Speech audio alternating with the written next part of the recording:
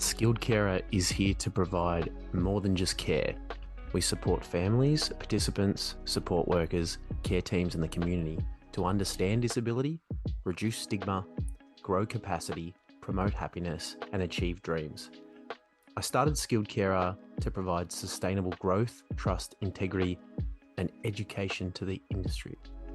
We do this by employing reliable and responsible support workers with high integrity and moral fibre. We educate and support them within the industry, and we liaise with families to find sustainable solutions to their lives and facilitate their needs. Our goal is to enable each person we support to live the life they choose. We facilitate our clients' goals, which may be to rejoin the workforce, get and hold a job or career, master everyday tasks, gain ownership and independence, or access community services, as well as anything else they need and are searching for. We provide education through the zones of regulation to help the individual learn and understand their emotions, recognize others, and implement strategies to help them regulate their emotions and reduce behaviors. People want to be understood and accepted. Well, how do I get you to trust me? Well, what I do is I put some trust in you. I listen to you. I ask you questions. I show a genuine interest. And in turn, you're more likely to listen to me. Listening is the most effective and efficient way to get on the same page as someone else. When we have a communication breakdown, it's because we might be listening but not hearing what the other person is saying. It's a miscommunication. The best way to better understand the other side and what they're experiencing is to really try to empathize and listen to the words that they're saying and how they're feeling. People calm down when you stop interrupting them, when you give them the opportunity to speak and give them the trust that you're not going to interrupt them, and you're not going to bully them in a conversation, and you just sit there and you listen to what they have to say. They know that they can be patient and thought out, and they're more likely to be able to patiently, coherently get their point across. And for particular individuals, particularly those with disability, being able to coherently get their point across can be really, really difficult. They don't necessarily understand how they're feeling themselves. Talking about it, well, that's another higher level of thinking and being able to understand what's going through their body and why they're feeling a certain way, and using their cognitive experience to then explain that in a way that you'll understand. It's super challenging. And that's why our primitive response, fight or flight or get angry and explode, that's the more common response that we see, because you're not giving that individual the opportunity to have the trust in you that you're going to patiently listen and talk with them and help them through the process of understanding what they're going through mentally and physically within their body. You are able to then establish rapport, gain trust, and allow them to verbalize their needs. And you can persuade the other person because of your empathy that you're showing. You gain a positive relationship with people and an understanding of what they're going through and how they feel about it. There's always many sides to a story or a view or a situation. And if you go into any situation thinking that you're the only side that matters, or what I say goes, then you're setting yourself up for failure, and you're setting the other party up for failure in turn.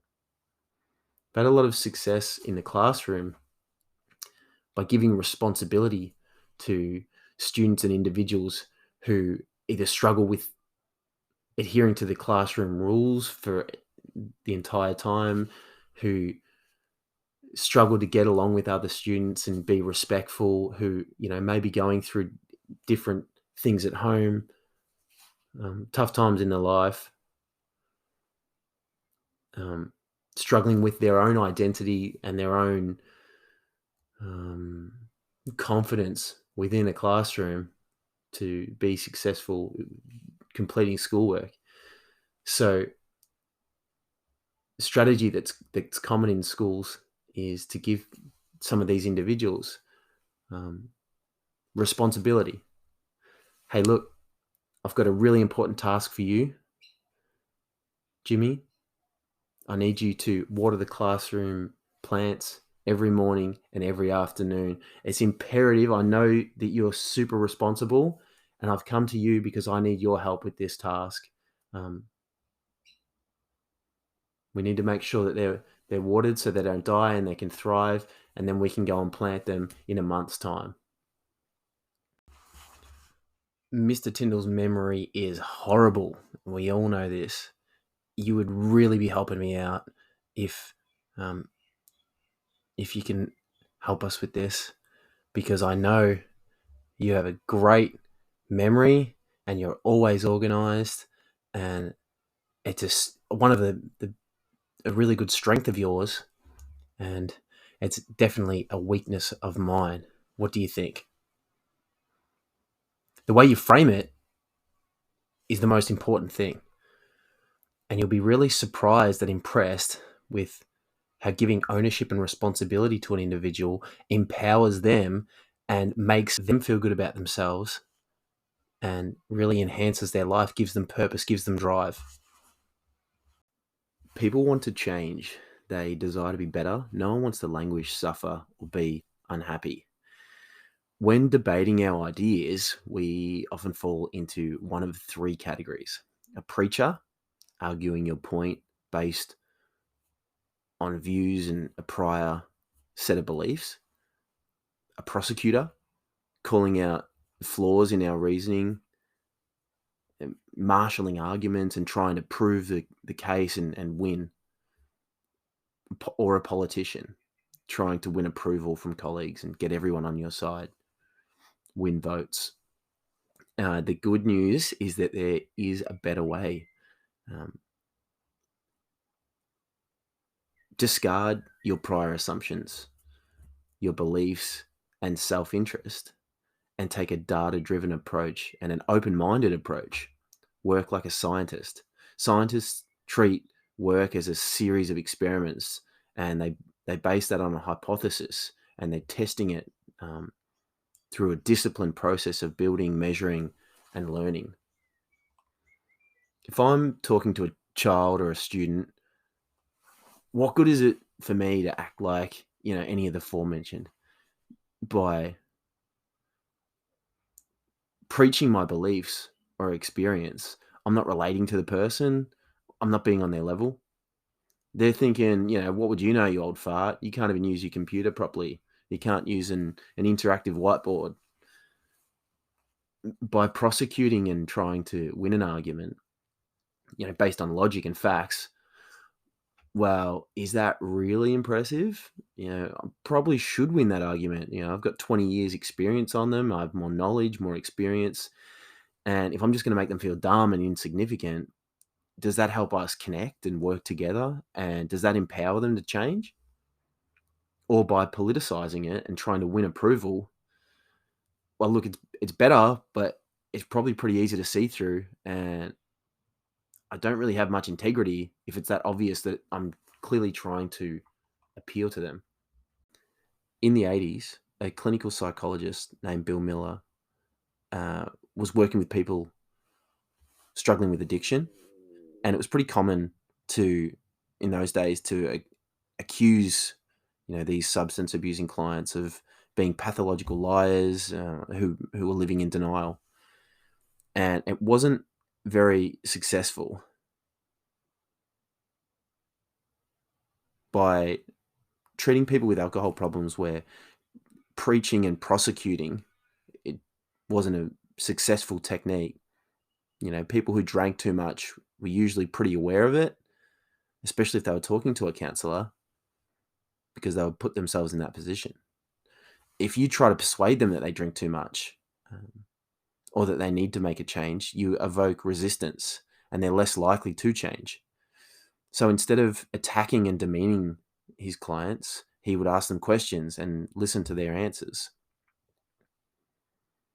And this developed into a technique known as motivational interviewing, and where you can motivate someone else to change.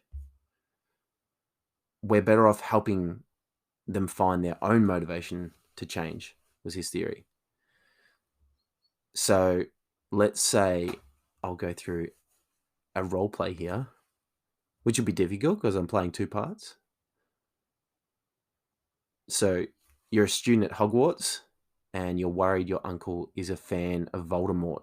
So a motivational interview might go like this. So this is me. I'm the interviewer. I'd love to better understand your feelings about he who must not be named, my uncle. Well, he's the most powerful wizard alive. Also, his followers promised me a fancy title. Me. Interesting. Is there anything that you dislike about him? Uncle. Well, I'm not crazy about all the murdering. Yeah, well, nobody's perfect. Yeah, but the killing is really bad. Me. Well, it sounds like you have some reservations about Voldemort. What's stopping you from completely abandoning him? Well, I'm afraid he might direct the murdering towards me. That's a reasonable fear. I've felt that too. So I'm a bit curious. Are there any principles that matter so deeply to you that you'd be willing to take that risk? That was an example of a motivational interview, and it starts with an attitude of humility and being curious. We don't know what might motivate someone else to change, but we're genuinely eager to find out. And the goal isn't to tell the people what to do; it's to break them out of their overconfidence cycle, create a rethinking, and see new possibilities. And our role is to hold a mirror up to them so they can see themselves more clearly, not be the mirror and tell them what they're doing wrong. And that empowers them to examine their beliefs and behaviors. And it can activate a rethinking cycle where people approach their own views more scientifically and they develop more humility about their knowledge. They doubt their convictions and they're curious about alternative points of view. The process of motivational interviewing involves three key techniques. The first technique, asking open-ended questions, questions that need to elicit more of a response than simply yes or no. And then you need to engage in reflective listening. So listening to what the other person is saying, responding to that and absorbing it, not just moving on through the process. And the third is affirming the person's desire and ability to change.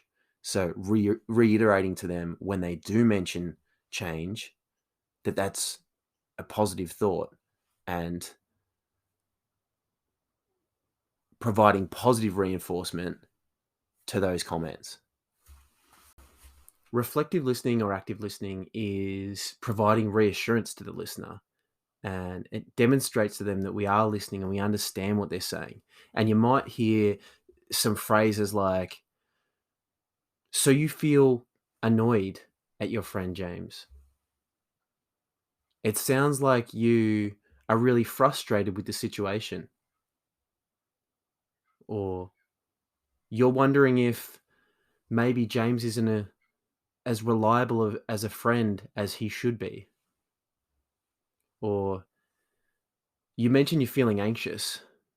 What do you do when you feel stressed or anxious? So I've reiterated what they've said. They feel anxious, and then asked an open-ended question where they can take it wherever they want. And if they feel they can trust me, then they can take that question where they want.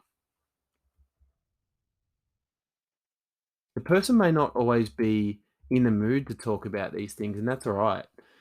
Give them some time to sit with it and understand that you were patient, you were caring, you were thoughtful. We have to remember that they may have ingrained in them that everyone else in the past has always dismissed their feelings and thoughts and never approached a conversation with them like an equal. They might have traumas, and that's changed the way their brain automatically protects itself. Over time, they will trust that they can share and be open if we are consistent and regulated and show a genuine empathy and care. We're the adult or the professional in the situation, and we have to lead by example. Kids learn from what they see, not from what they hear. We have to be regulated and not show our frustrations, even though we may be feeling it. And that demonstrates to them that we can be trusted and we aren't going to flip it at them or yell at them like they may have experienced in the past. Um, give this a go, and remember, be kind to yourself. It is a learning process. If you try the conversation and you stuff it up, or you struggle with it, or you say the wrong thing, it's okay. It's a difficult topic, and it's rewiring and rethinking the way that we generally have been brought up and learnt to have conversations with people. And it goes against our natural instincts. So it is difficult to have the right answers all the time and be consistent with it. But I think above all else, if we have that mindset of being caring, thoughtful, patient, and being genuine, then that's going to shine through, and that will cover up all the little mistakes along the way. It is a journey. Thanks again for taking the time to listen. Stay tuned for further episodes released weekly. If you want to get in touch with me or a support worker from Skilled Carer, please contact us at skilledcarer@gmail.com. Check the website, www.skilledcarer.com, or leave a voice note here. We are always keen on chatting with people about opportunities and learning how we can support you and your family to make your life easier.